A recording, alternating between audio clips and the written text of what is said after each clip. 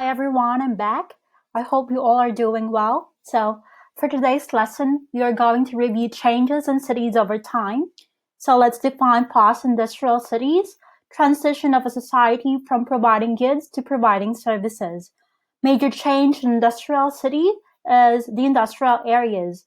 So, factories are moved to outskirt areas and replaced with shopping centers, offices, and residential areas. And second, we have metropolitan area from the Greek word metropolis, meaning a major city or major city that has satellite cities or many cities. Then cities nowadays have first the population density. This is the average number of individuals in a population per unit area. So meaning in city, there's a large population or high population density with more than 10,000 inhabitants. The next we have housing density, meaning the number of dwellings divided by the area of land they occupy.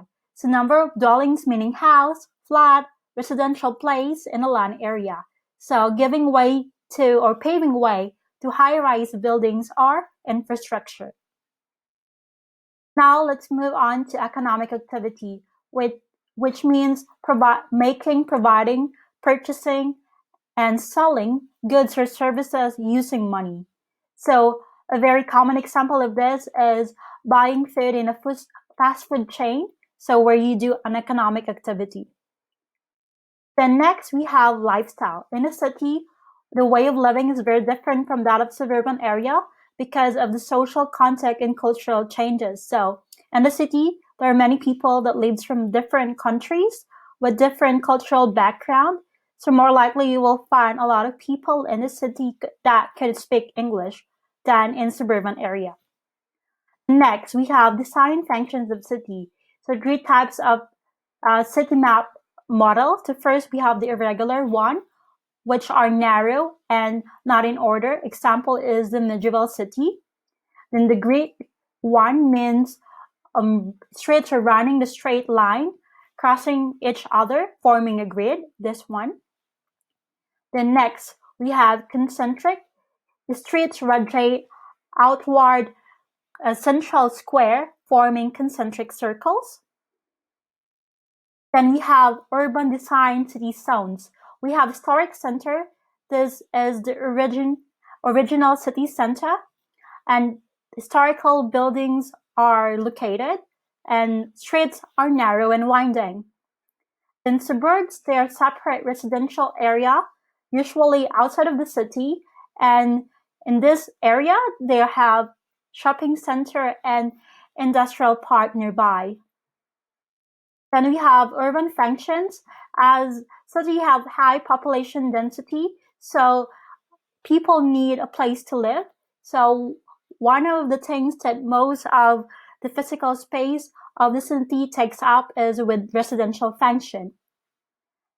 Then next one, we have commercial or financial function.